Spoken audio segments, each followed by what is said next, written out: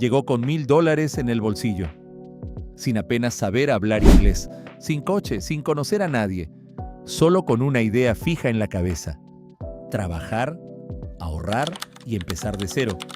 Los primeros días fueron casi irreales. Todo era nuevo: las calles, los supermercados enormes, la sensación de estar dentro del país que tantas veces había visto en películas. Pero esa emoción no duró mucho. 3 semanas después ya dormía en una habitación con 4 desconocidos. El despertador sonaba antes del amanecer. Trabajaba más de 10 horas al día. Y al final del mes, el dinero apenas alcanzaba. Y ahí empezó a entender algo que nadie le había explicado. Y es que Estados Unidos no era lo que imaginaba. Esta historia no es una excepción. Es la historia de millones de hispanos. De México, de Colombia, de Venezuela, de República Dominicana, de España. Cada uno con su historia, pero todos con un punto en común: la decisión de empezar de cero en otro país. Hoy hay más de 65 millones de hispanos en Estados Unidos. Son el 19% de toda la fuerza laboral del país. En los últimos 20 años, su número en el mercado laboral creció un 69%, 10 veces más rápido que el resto de la población. Pero detrás de esos números hay una realidad que casi nadie cuenta con honestidad. Y eso es lo que vamos a hacer hoy. Empecemos por el dinero, que es lo primero que todo el mundo quiere saber. En 2025, el salario medio semanal de un trabajador hispano fue de $929, unos 48,000 al año. Suena bien, hasta que lo comparas. El promedio nacional está en $1,194. Los trabajadores blancos cobran $1,219. Los asiáticos, $1,585. Casi $280 menos por semana. $14,000 menos al año, y no es por falta de ganas. Los hispanos tienen la tasa de participación laboral más alta del país, el 66%. El problema no es que no trabajen. El problema es lo que les pagan por hacerlo. Representan más del 40% de la fuerza laboral en construcción, más de la cuarta parte en transporte y logística, mayoría en agricultura, hostelería y manufactura, sectores esenciales que sostienen el país, pero que en muchos casos ofrecen los empleos más inestables y peor pagados. Y hay un dato que duele. En el último año registrado, murieron 1,248 hispanos mientras trabajaban. Más de la mitad eran indocumentados, trabajando en los sectores que nadie quiere, y muriendo sin que casi nadie lo mencione. Esto da que pensar, ¿no? En fin, ahora hablemos del coste real de vivir allí, porque ganar en dólares no significa vivir mejor, significa vivir más caro. En 2025, la inflación en bienes básicos superó el 8%. El salario promedio subió solo un 5%.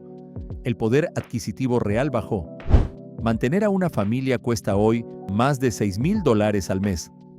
En 2020 costaba alrededor de $5,000.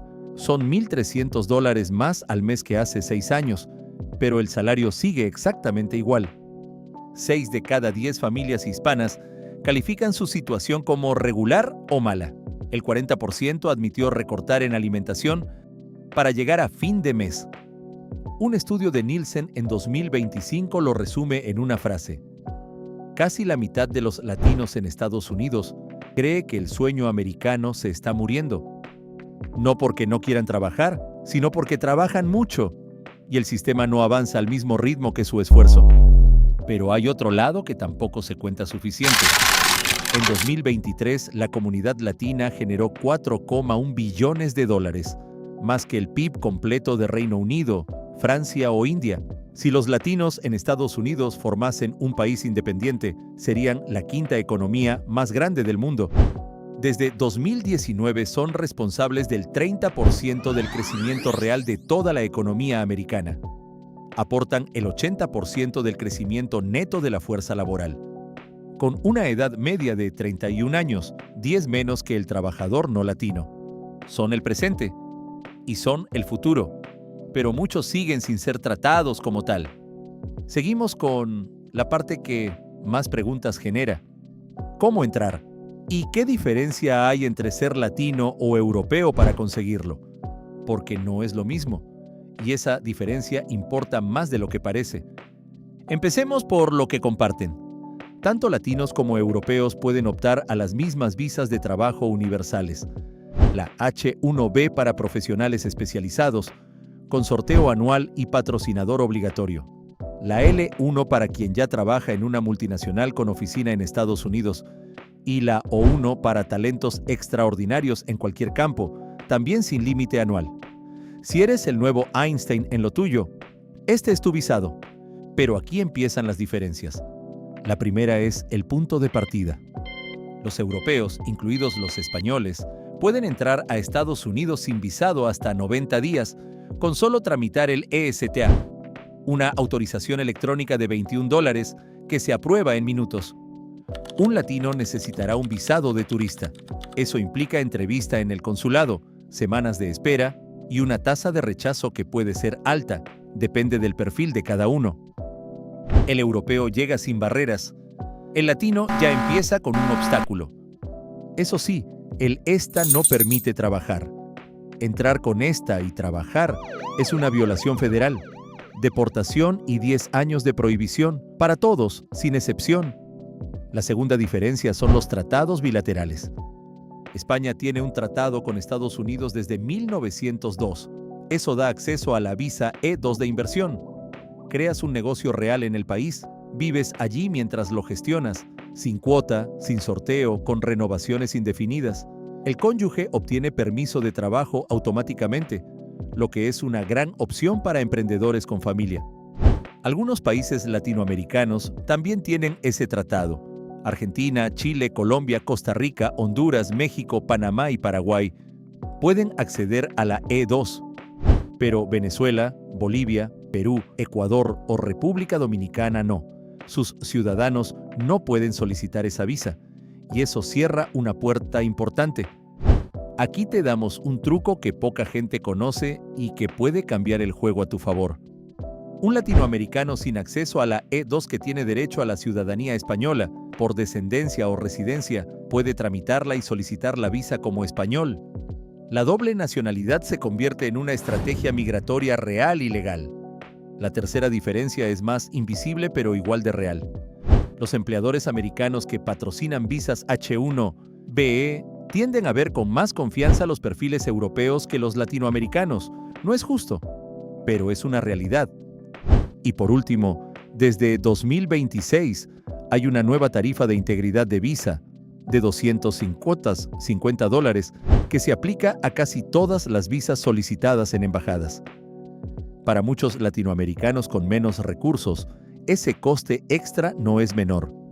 En resumen, el europeo entra sin barreras, tiene más puertas abiertas y genera más confianza en el sistema. El latino necesita más planificación, más tiempo y más recursos, pero los caminos existen. Y para quien los conoce y los prepara, son completamente reales. Y ahora la pregunta que más importa antes de hacer las maletas. ¿A qué estado conviene ir? ¿Por qué no da igual? El mismo trabajo puede pagarte el doble dependiendo de dónde estés. Texas es en 2026 el destino número 1 para la comunidad hispana. Lidera en construcción, logística, energía y servicios. Más del 40% de su población es hispana. Apartamentos desde $1,500 al mes en Houston o Austin, sin impuesto estatal sobre la renta. Maryland y Washington, D.C. tienen los ingresos medianos hispanos más altos del país. Para perfiles cualificados, son destinos de primer nivel. Connecticut y Massachusetts destacan en salud, finanzas y tecnología. Salarios altos, coste de vida alto. Funcionan si llegas con especialización. Florida sigue siendo la puerta de entrada más natural. Miami, Orlando y Tampa. Integración rápida. Idioma, comunidad. La desventaja es que los salarios son más bajos y el mercado está saturado en ciertos sectores. Ahora los que hay que pensarse dos veces. Nueva York parece el sueño, pero en 2026 los hogares hispanos tienen una brecha de $28,000 al año entre lo que ganan y lo que cuesta vivir. Un apartamento básico en Manhattan supera los $3,600 al mes. California, igual. Salarios altos sobre el papel, pero el coste de la vivienda ha creado una barrera casi insuperable para quien llega a empezar de cero. Y Mississippi tiene el salario medio más bajo del país, $45,180 al año. Los estados del sur profundo siguen siendo los más difíciles en salarios y protección laboral. Y ahora los trabajos. 3 sectores donde la demanda supera la oferta en este momento, y en los 3, hablar español es una ventaja real. El primero es la salud. Un enfermero practicante gana entre $129,000 y $133,000 al año, con un crecimiento proyectado del 40% hasta 2034. Técnicos en laboratorio o radiología, entre $60,000 y $80,000 al año, solo con certificación técnica, sin título universitario de 4 años. El segundo es la tecnología. Un desarrollador de software gana en promedio $133,000 anuales. La inteligencia artificial y la ciberseguridad generan vacantes que el mercado no puede cubrir. Una certificación técnica puede abrir puertas en 6 meses. El tercero es la construcción especializada.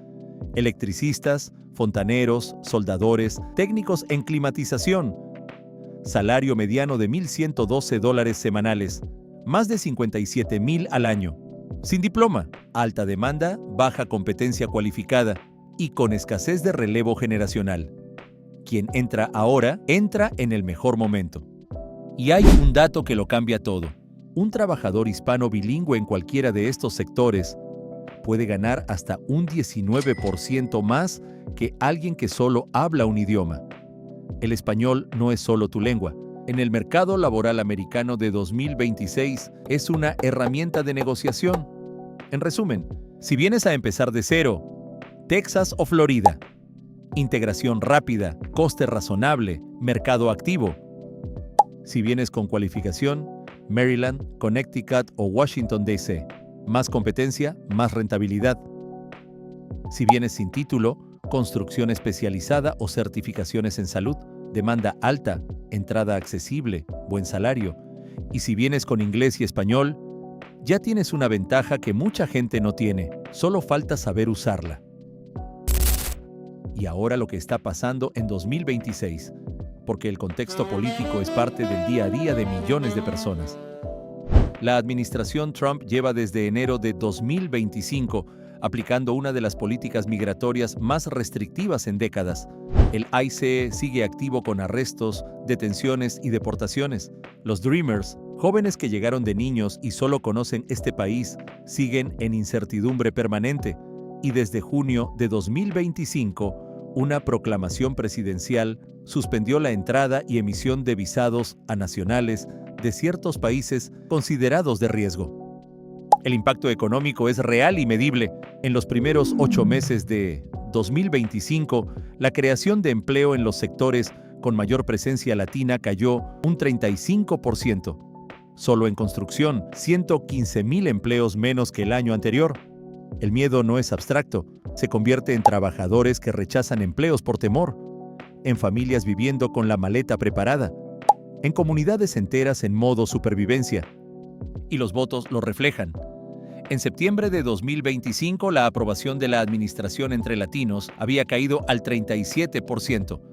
El 60% la desaprobaba, porque esto no es un debate de televisión, es el trabajo de una persona, el alquiler de una familia, la seguridad de un hijo. Y entonces llegamos a la pregunta que lo resume todo.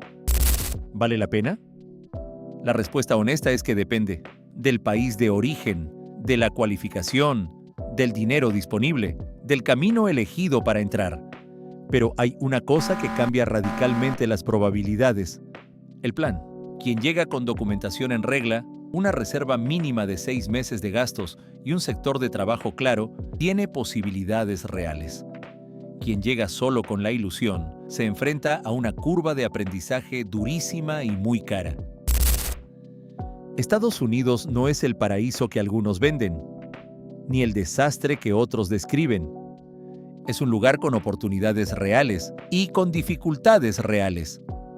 Un 40% de familias hispanas recortando en comida para llegar a fin de mes. 1.248 trabajadores latinos muertos en el trabajo en un solo año.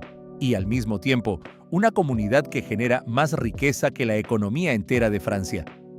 Esa contradicción es la realidad hispana en Estados Unidos. No los titulares, no los discursos, las personas y lo que viven en silencio cada día. Si este video te dio algo que necesitabas, compártelo con alguien que está pensando en dar ese paso. Porque la mejor decisión siempre empieza con la mejor información.